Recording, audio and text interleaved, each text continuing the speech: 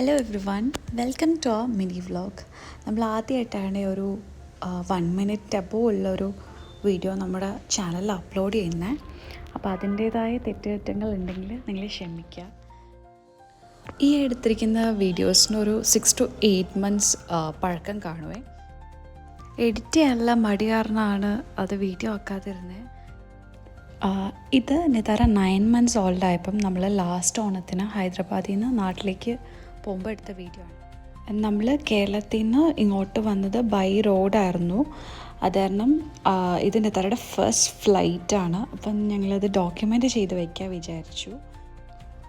നമ്മൾ താമസിക്കുന്ന സ്ഥലത്തു നിന്ന് ഹൈദരാബാദ് എയർപോർട്ടിലേക്ക് ഓൾമോസ്റ്റ് 1 hour ജേർണി ഉണ്ട്. നമ്മൾ ടോഡ്ലേഴ്സിനെ അല്ലെ ഇൻഫൻസിനെയും കൊണ്ട് ബൈ എയർ ട്രാവൽ ചെയ്യുവാണെങ്കിൽ നമ്മൾ പരമാവധി നേരത്തെ എത്താൻ ശ്രമിക്കുക. അപ്പം നമ്മളുടെ ചെക്കിനും സ്മൂത്തായിരിക്കും. ആൻഡ് ഓൾസോ നമുക്ക് ഇനഫ് ടൈം കിട്ടും കുട്ടികളുടെ ഡയപ്പർ ചേഞ്ച് ചെയ്യാനും അവരെ ഫീഡ് ചെയ്യാനും അവരെ ഒന്ന് സെറ്റിൽ ചെയ്യാനും വേണ്ടി.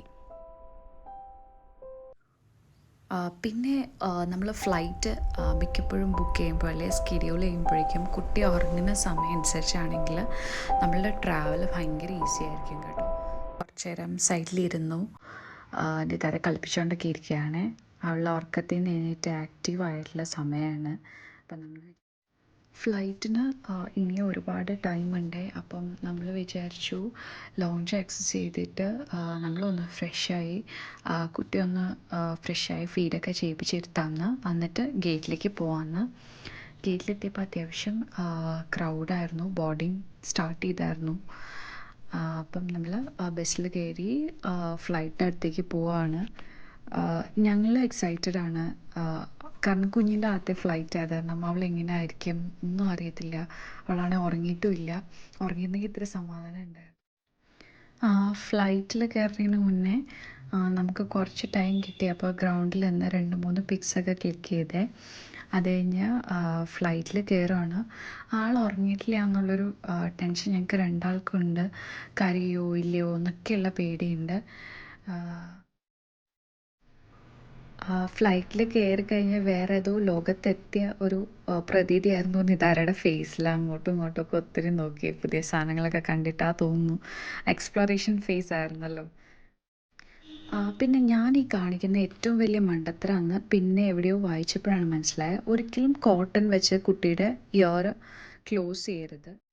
പിന്നെ എപ്പോഴും നമ്മുടെ ബേബി ബാഗിൽ extra pair of clothes, diapers, wipes, pacifier, formula fed ബേബിയാണ് അതിൻ്റെ പ്രോഡക്ട്സ്, പിന്നെ ഒരു കുഞ്ഞി ടവല്, ഒരു ടോയ്, ഇതൊക്കെ ഉൾപ്പെടുത്താൻ ശ്രമിക്കുക. പിന്നെ മോസ്റ്റ് ഇമ്പോർട്ടൻറ്റ് ടിപ്പ് എന്താ അറിയോ, ലാൻഡിങ്ങിൻ്റെയും ടേക്ക് ഓഫിൻ്റെയും സമയത്ത് ബേബിയെ ഫീഡ് ചെയ്താൽ ഇയർ പെയിൻ ഇല്ലാണ്ടാവുകയെ. അങ്ങനെ പറഞ്ഞ് ഞങ്ങൾ കൊച്ചിയിൽ ലാൻഡ് ചെയ്തു. ലാൻഡിങ്ങിൻ്റെ സമയത്ത് ആൾ ഉണർന്നിരിക്കുമായിരുന്നേ. പക്ഷേ ഫീഡ് ചെയ്ത കാരണം അങ്ങ് ഇയർ പെയിൻ ഒന്നും ഉണ്ടായില്ല. പിന്നെ കുഞ്ഞ് ഭയങ്കര കാമായിരുന്നു ത്രൂ ഔട്ട് ദ ജേർണി. കുറച്ച് ഹാഫ് വേ അവൾ ഉറങ്ങുമായിരുന്നു, ഹാഫ് വേ ഉണർന്നിരിക്കുമായിരുന്നു. പക്ഷേ ഭയങ്കര കാമായിരുന്നു, റിലാക്സ്ഡ് ആയിരുന്നു, പീസ്ഫുൾ ജേർണി ആയിരുന്നു. നമ്മൾ വിചാരിച്ച അത്ര ടഫായിരുന്നില്ല. അങ്ങനെ ഞങ്ങൾ വീട്ടിലേക്ക് പോവുകയാണ് ഓണം ആഘോഷിക്കാൻ. അപ്പൂപ്പനെയും അമ്മൂമ്മയൊക്കെ കാണാൻ 2 മാസത്തിന് ശേഷം.